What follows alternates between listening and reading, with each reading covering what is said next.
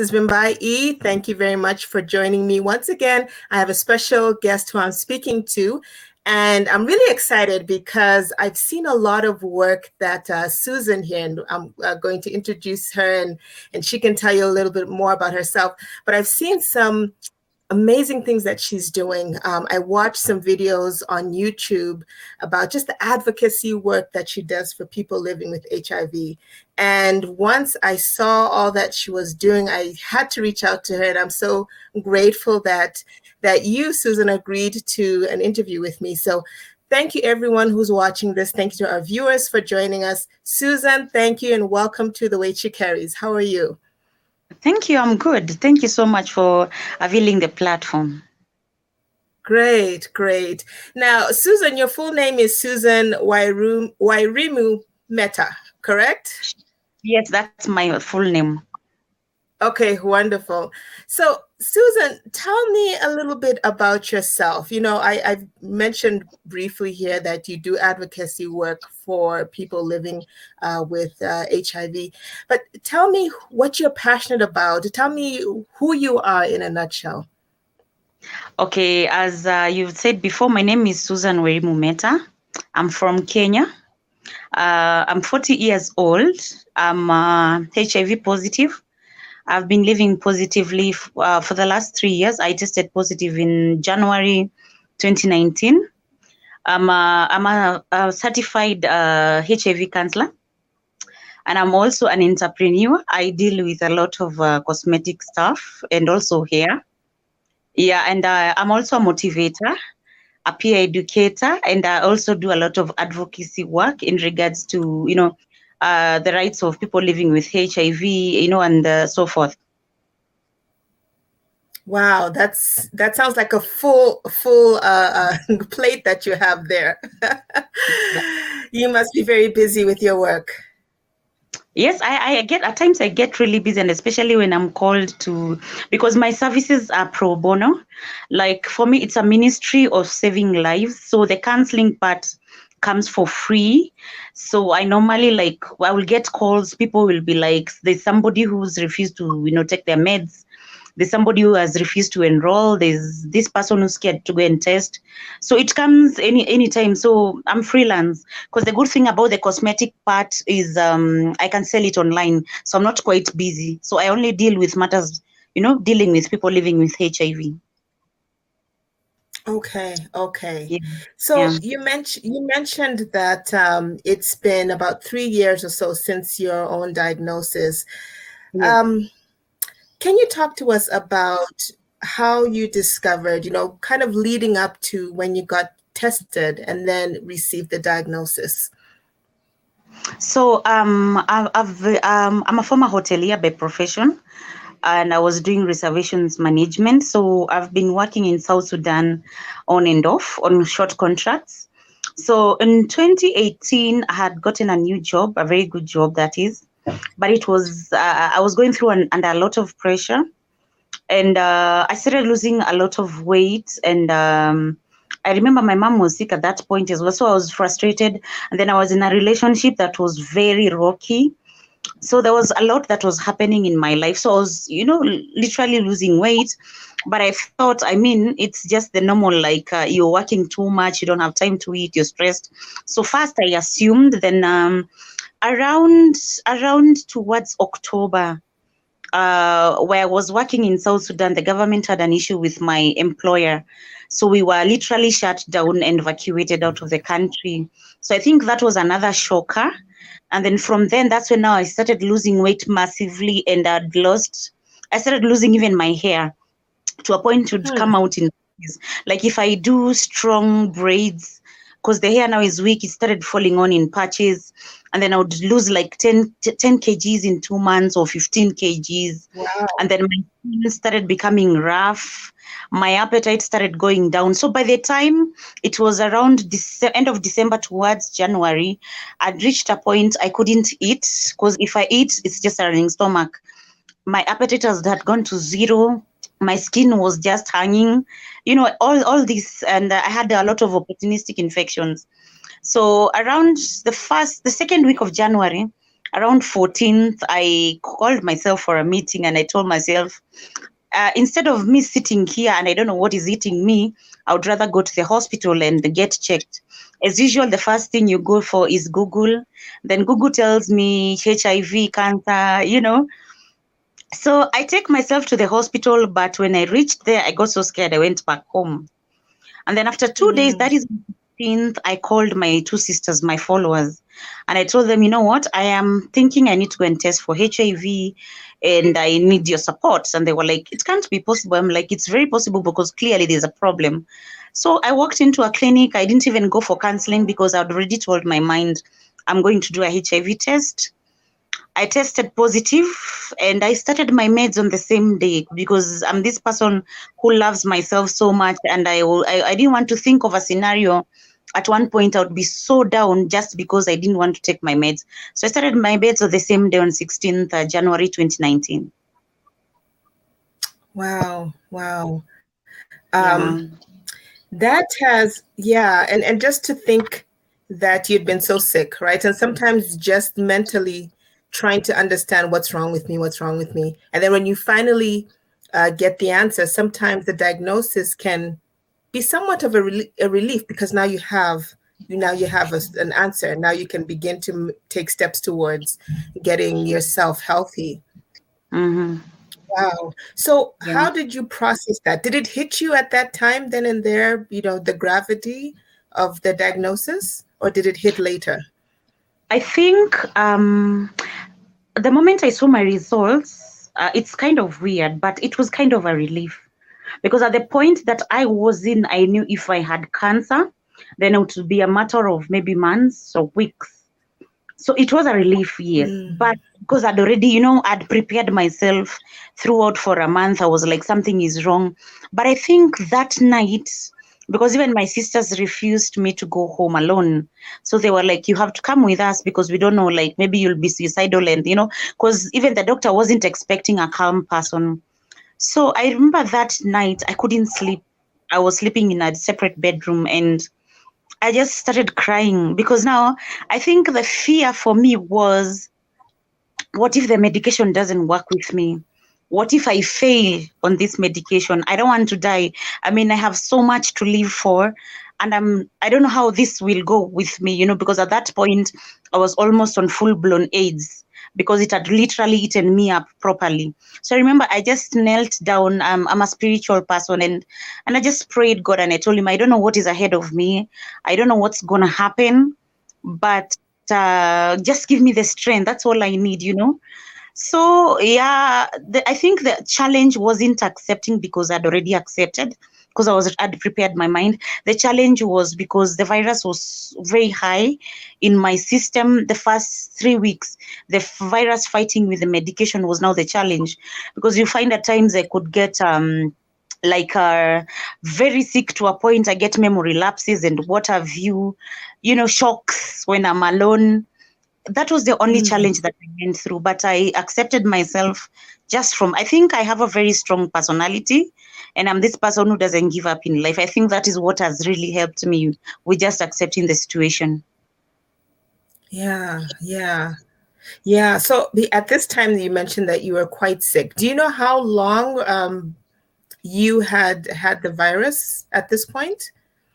Well, with HIV, it depends, because if you are living a very stress-free life and you're not taking any alcohol and you're having a good diet, you can stay up to 8 to 10 years before you start showing the symptoms.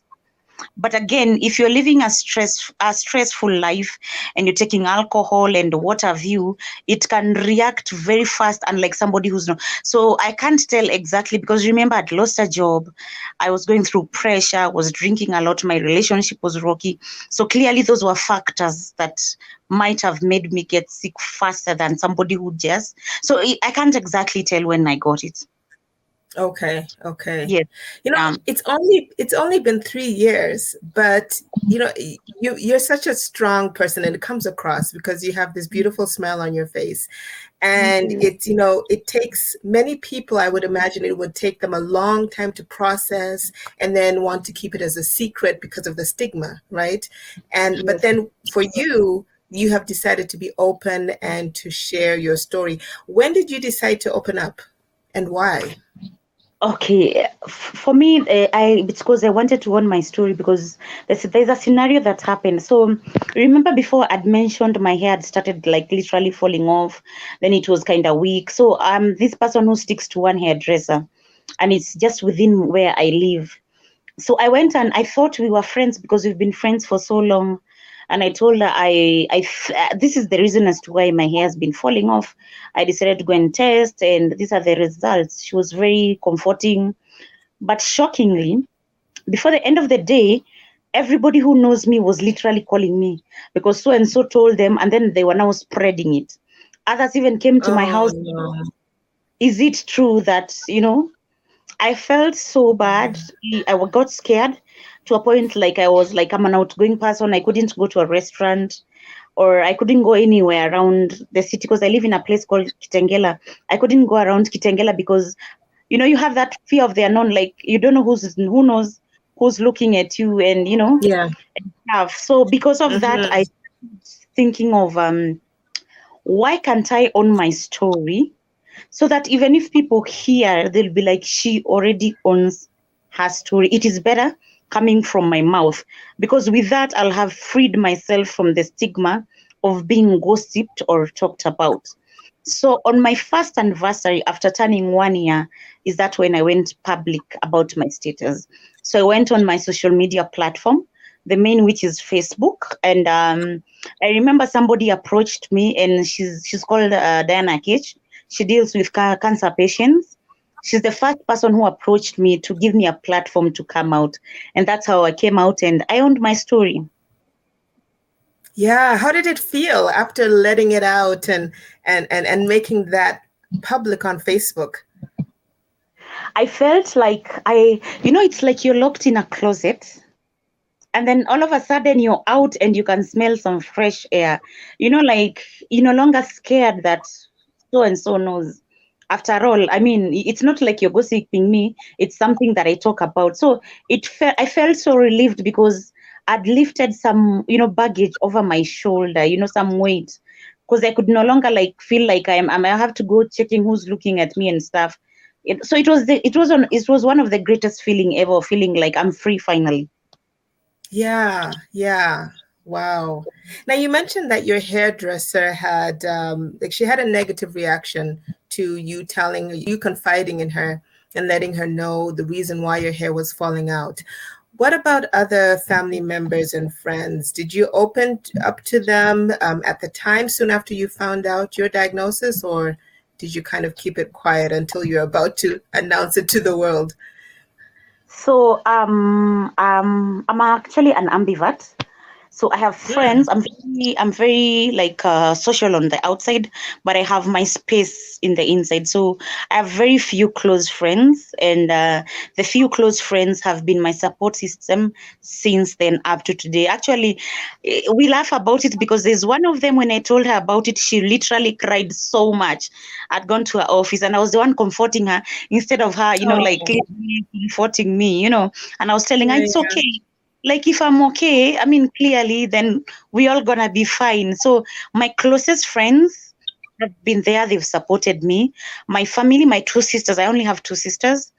Since we started with them the journey, they've been very supportive, but we decided, being a firstborn and my parents depend so much on me, we decided that we were not going to tell them, though I'd started hiding before because I'd shed massive weight, and my mother kept on asking me, something is very wrong. So after that, I disappeared for some time. I just went, lying low until, I started picking up slowly. So when I went public, after the first video, that's when I called them and I will ask them, now that I'd lost a lot of weight and stuff, what were you thinking? And my mom is just open like me, and she's like, I thought that thing had caught you. They don't talk about it. And then we all They don't laughed. say the name, right? Yeah. And then we all Yeah. laughed. And like, there's a video I want you to guys to see. The reason I did it that way is because I realized them seeing the strength, how I've walked alone for that year, maybe would have given them hopes that I can do it on my own. So I sat them down and I told them to watch the video. After that, they were kind of depressed. My mom was felt so bad. But then I told her, listen, if I've managed for a year, that tells you then I can manage and it's manageable. And the fact that I'm this strong and I'm preaching something out there for people like us, just take it positively. And since then, like now they know I'm having an interview with you. They are just waiting for the link. They're my number one supporters. They'll all be waiting Oh, just to watch. They support me totally. I remember my parents, my dad is a pastor, my mom is a church deaconess, and even at church they would be asked, "Are you not ashamed of your child?" And then they were like, "No, we actually love her so much and we support her because she's this courageous person who's living, to inspire others." So my family and close friends, yes, but I lost some friends. I actually still lose people. We shockingly, we think we are more informed, but we are not. Because you will find a scenario whereby I lost some of my friends because I told them of my status completely and they went mute until when I went public, and then they realized, oh, so actually she can live like this. And then there are people who don't know you, but the moment you mention you're like this, they just go mute on you. So it keeps on happening. But I'd trained myself, and like I'd called myself for a meeting and I told myself, you know what, you can't blame them.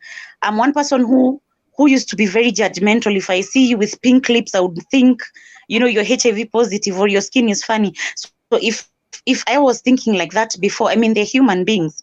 So I learned to embrace people the way they are and understand it's out of ignorance. That's why they behave like that. So instead of feeling bad, the best thing, I always try to show them the positive side of it. And then you realize with time they come back and they're like, wow, we are so proud of you and so forth. So at least that gives me a lot of motivation to, continue. yeah, I love that. I love that story about your parents and how they are now just so proud of what you're doing. And I know it can be really hard, particularly in the church circles, Yes. because a lot of questions are asked and all of that. And the fact that your dad is a pastor and he's like, that's my daughter, and I want to watch her and see her do all these interviews. That just warms my heart. That's so good to hear. They're amazing. Yeah, yeah. Mm, Wow. So now you're healthy now, right? Like you were able through taking your medication and doing other positive things to keep yourself healthy. You've been able yes. to come kind of come from that place where you were really not doing so well to now where you're thriving. You look great, and Thank you. it's just yeah, and you're so vibrant. So, what now that you're working with people who are living with HIV as well, why do you think it is that people are not taking their medication or other reasons for them not really wanting to take charge of their health? I think it's because stigma is the killer here. Actually, this is the main problem because when HIV came, we didn't have ARVs. So what they used to treat, because you see, HIV is a virus. There's a lot that people don't understand. I am living with the virus HIV, but by the time I tested, I had moved from the stage of the virus to the stage of full-blown AIDS, whereby my immunity was very low. So other opportunistic infections were literally pulling me down. So the reason as to people used to die, a long time ago, it's because they were dying of AIDS. There were no ARVs. So they could not monitor the virus and everything. So whatever people were trying to cure is the other diseases. So there was a lot of medication. So number one, people tend to think we take a lot of medications, big ones. They have very funny, weird, notion about what we take when you actually only take one tab a day. I'm on line one. I'll explain what is line one later. So I'm on line one. I only take one medication in a day. So I think because of that stigma, the medication, and then there's this notion HIV kills, like you have to die. HIV is for people who are promiscuous, which is the biggest lie ever. Because what happens is we have, those street girls who use protection and they don't get it. But it can get you in the house when you're married because one partner has just moved out and, So, or you didn't test and you engaged. And like personally, the reason I came out public, it's because I want to teach people of, like you have to test first before you stop trusting, because I got it because I was trusting somebody else without testing.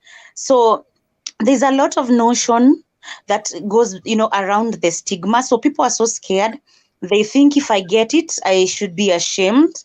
I keep on telling people, just because you're promiscuous and you haven't got it, it doesn't mean that you're a better person than me, maybe who just got it, one chance, or somebody brought it home, or, like something like that. So I think it's the stigma that is the reason as to why you find most people and then, like the society, the moment you tell them, even at this era, there are people who call me, they're not being given food at home.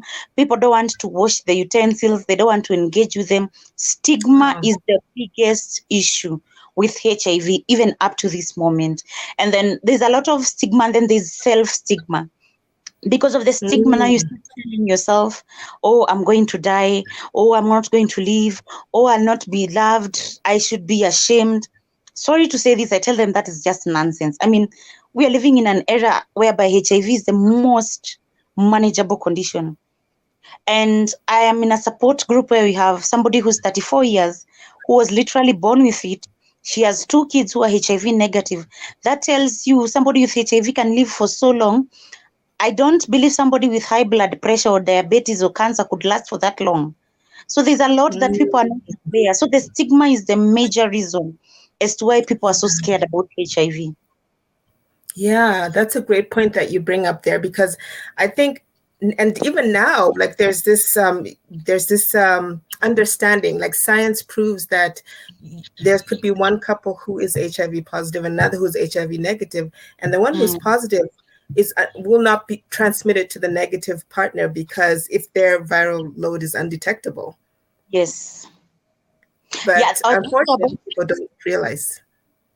People don't know UE to U works. That is undetectable is equals to untransmittable. And I think there's a lot of sensitization that should be done when it comes to that, because what people don't know is you need to suppress your virus first for you to be undetectable, for the virus not to be detected in your system.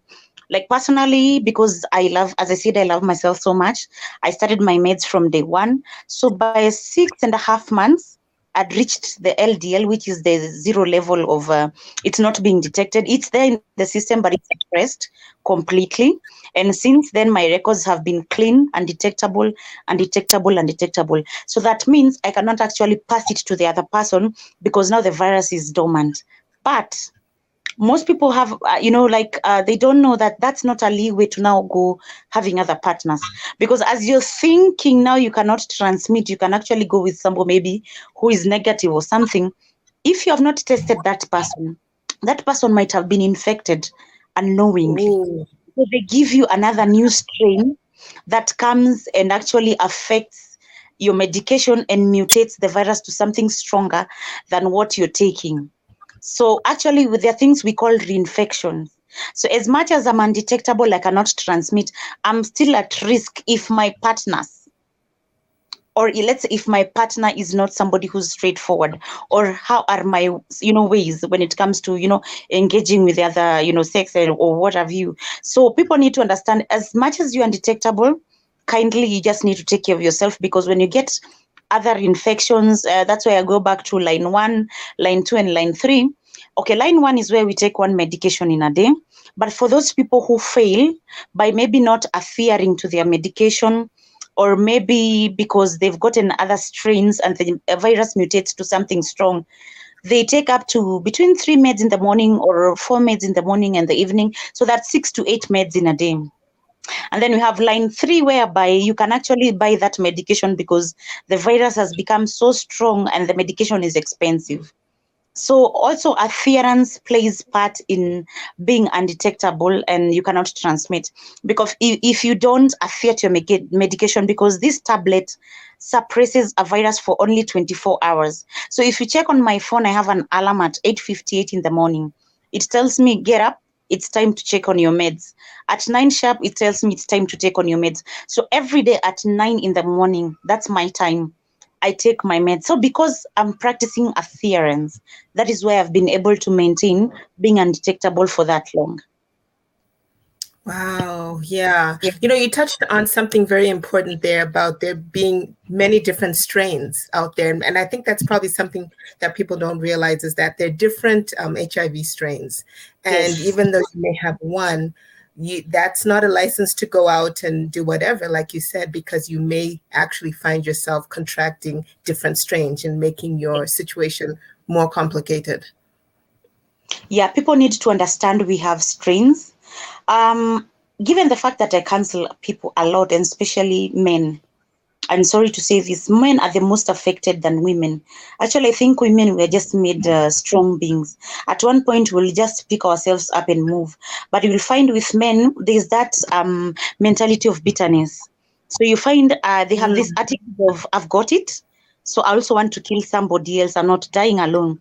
So in the process of mm, you spreading it, I keep on telling people, think about it. In this era, any person who is not careful about their sexuality, like they don't use protection or they don't test, there's somebody who's careless.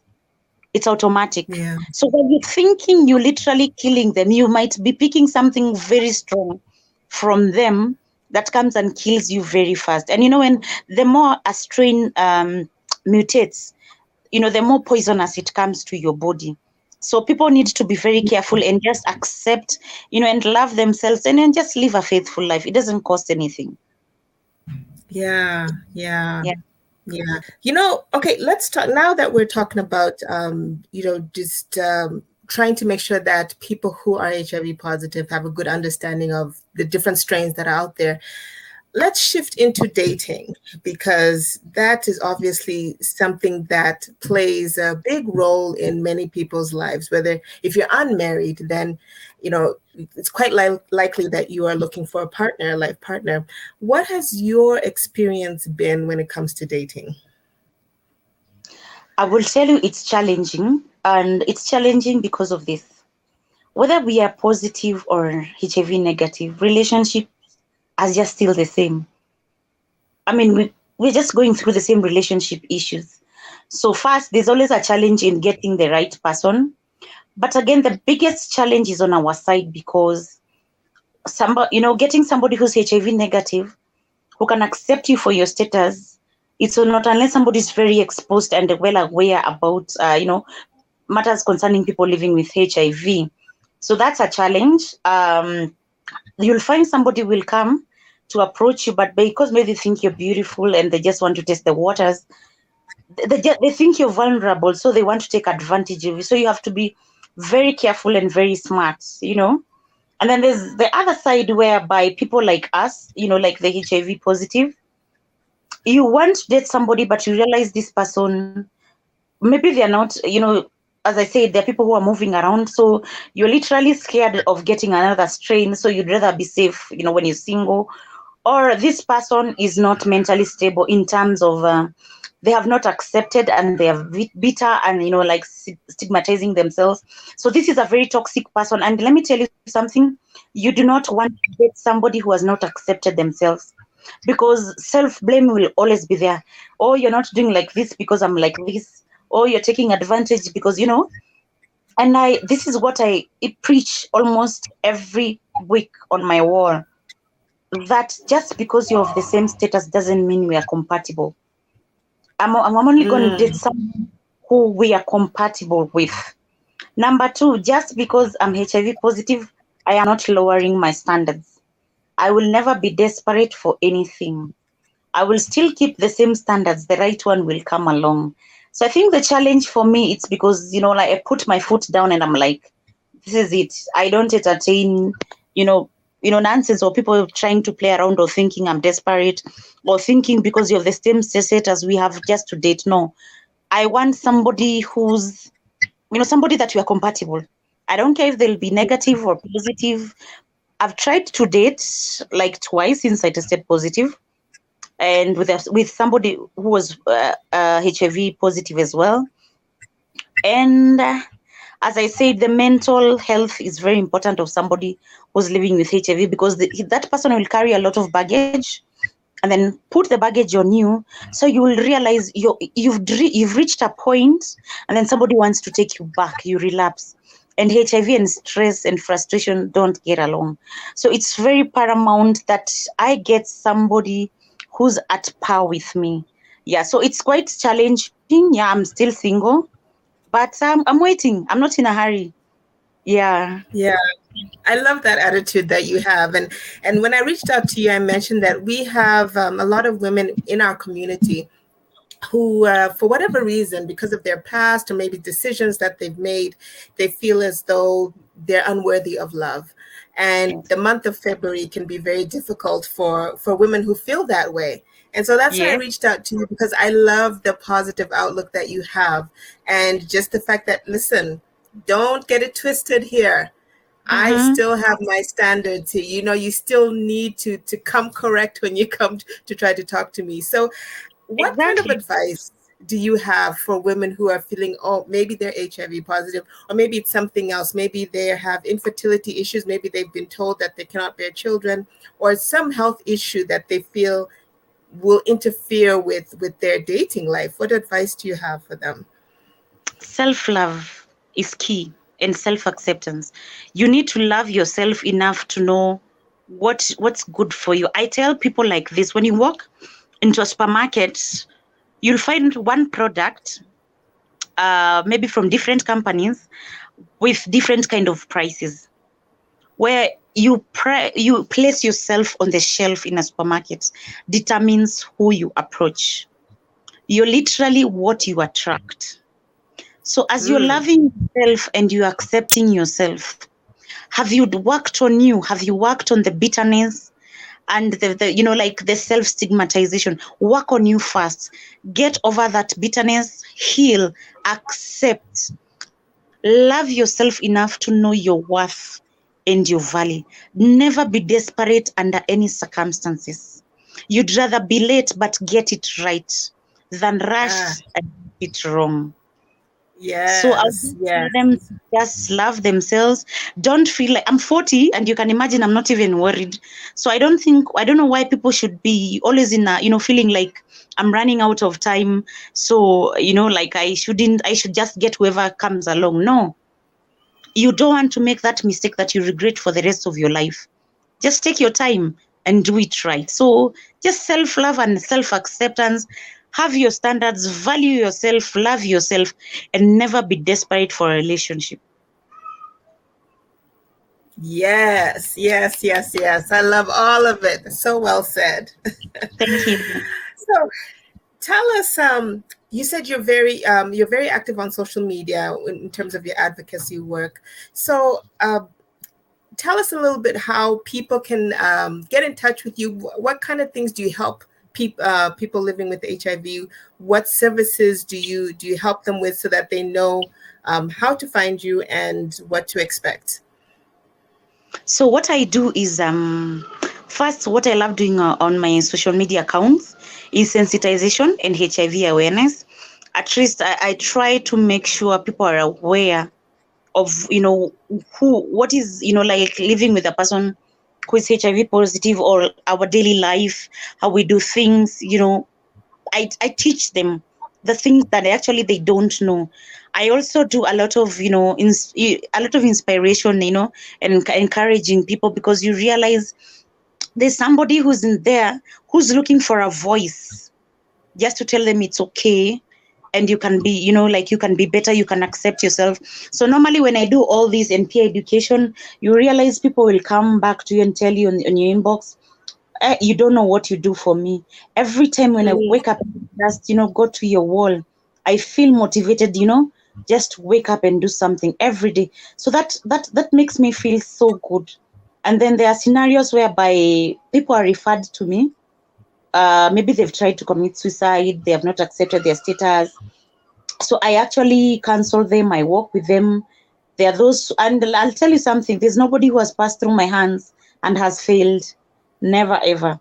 And then there are people who will be like, I tested positive, but I defaulted at one point. I stopped taking my meds, or I want to go and test, but I am so scared. So I don't ask for anything. I just take them to the facility. It's called LVCT. So I take them there, and they go through the orientation. If they test positive, they are started on the meds. If there are those who are starting all over again, we work together. Sometimes I'm called maybe in the slums. Somebody, people are scared. So the moment they start losing weight, they just wait in their beds to die. So you find a scenario, you someone and like, oh my God, you talk to them, you take them to a facility, they start their meds, and they pick up. Sometimes I'm called by schools or groups of individuals, and I also go and do a lot of awareness and sensitization. So that's what I do mostly, or any other thing, or if there's a scenario whereby somebody's affected, is living with HIV, and maybe like people are frustrating that person and what have you. Those are the things we go in and like we sort the issues, because I believe, I tell you, mine was a blessing in disguise. Like, there's a reason I tested positive and I'm this strong, because there are people who look up to me. And if I can't fail them, I have to be there for them. And there's a reason I'm there. So normally that's what I do. So I'm always on call, and I do it on my own costs. I'm like, I do it for God. It's a ministry of saving souls. So as long as it's anything to do with HIV, I'm there. If it's counseling, I'm there. Sometimes the scenarios you find somebody doesn't have food, and they're taking their meds. You mobilize or whatever you have, you buy for them, and they start speaking slowly. So that is the major thing that I do. Okay. That's very Yeah, important work, because just the mental health surrounding, just that diagnosis and accepting can be very hard. So having somebody like yourself who is out there and willing to lend a hand and encourage people, that I'm sure makes such a great impact. sure. Yeah. And it makes, You also have products. You talked about, yes, pardon, you go said I ahead. also have. Yes, you also have a business. You're an entrepreneur, and so you said that you have some products that you push. So tell us about those products. Okay, basically makeup, that is lipstick, things like these wings that I'm putting on the eyelashes, eyeshadow, things to do with just cosmetics. Although I had a shop, but I think Okay. after COVID, most of those were not the necessities at that point. So we were kind of hit. So I had to close down a bit, but I am just doing online. We have also started with Okay. my sister an events company, whereby we are trying to like hire tents and chairs. Yeah, and then I'm a jack of all trades. If it's hairs, like this wig, like somebody tells me I like a wig, that wig, do you have it? I'm like, oh yes, I do. Which one would you like? Then she tells me. Then I will go buy it, then come and sell it at a higher price and get my cut. I mean, in this life, you have to survive. That's business. Yeah, Yes, that's the point of business. You need to make a profit. yes, you have to. So that's what I do. I'm a Yeah. jack of all. If I get an opportunity to do something, I will do it. As long as it's clean business, I will do it. Okay. Yeah. Yeah. Yeah. That sounds good. That sounds good. So, how do people get in touch with you for if they're interested in your makeup products or hair or anything that you're providing? Or if I'm assuming for the advocacy work, they find you on social media? Yeah, so normally I have a line that I normally I've slotted it for advocacy or just business. It's our +254 722 250 644. Let me repeat it again. +254 722 250 644. I try to limit it to only WhatsApp chats so that I can be able, like to record and, follow up and what have you. And then on Facebook, they know me as Wairimu Metta. Wairimu Metta. And then on Instagram, that is Sumeta. That is SEU and then hyphen, then METTA. And then I'm also on YouTube. That is Susan Wairimu Metta. Susan Wairimu Metta. And I'm also on email for those who feel like they need to be a bit confidential. It's METTASUSAN@gmail.com. METTASUSAN@gmail.com. I'm always open for anyone who feels like I've given up. I need hope. I just need someone. I don't mind. I work with people from even the United States. Somebody tells you, I'm living like this, but I feel motivated. Can you just be my friend? Or somebody in, Nigeria. And it's a good thing that somebody feels like there's hope. That hope, Yeah. the one time somebody called me and told me, you don't know what you do to me.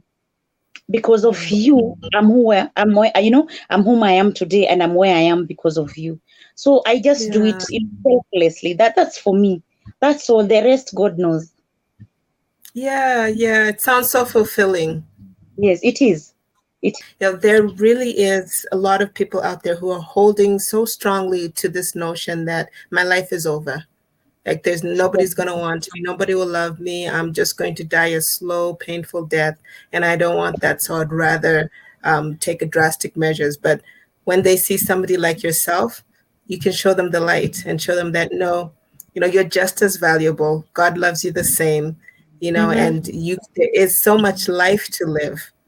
So sure. So true. And the interesting thing is sometimes the toughest moments in our lives are the ones that shape us and really So are the true. ones that make us blossom into what God has and what True. God purposed and designed for us to be. So, you're so radiant, and as I look at you, you're just this ball of just joy and happiness. And Thank you. I'm so excited for our viewers to be able to see you because it just shows all over your face, all over your countenance that, you know, life is to be lived and you're enjoying your life. And that's exactly what we want them to do as well. Sure. You live like there's no tomorrow and there's no reason to stop, because HIV is just a mere virus that does not control you, but rather you control it. So nothing has changed apart from my blood status. My life still continues and I live. I actually, something else is you get to look at yourself from a better perspective and appreciate who you are. So it's a good thing. Yeah, yeah, Yeah, yeah. That's awesome. That's awesome. So, if you are out there, if you're watching this and you may be HIV positive as well, you know, make sure you take your medication. That's the sure. key to making sure that you're healthy. Know your status, take your medication, and, you know, do not let anyone make you feel that you're less than just because of a virus that's inside your body. So, Yes. great message. Thank you, Susan, so much for joining me. I'm in such appreciation and in such awe of all that you are and all that the work that you're doing within your community and even abroad, because you connect with people all over the world. So I'm very humbled that you took the time to speak with me today. Thank you. Thank you too so much. I'm really grateful. Thank you for availing the platform, because I always believe when somebody avails a platform for you, they've opened a door for someone somewhere who didn't have a voice or was waiting for that voice to tell them, it's okay, it's gonna be fine. Wonderful. Thank you so much, Susan. You enjoy Thank the you. rest of the evening and take care. And have a blessed week too. Thank you. Thank you so much. You as well. Okay, bye. Okay. Bye bye.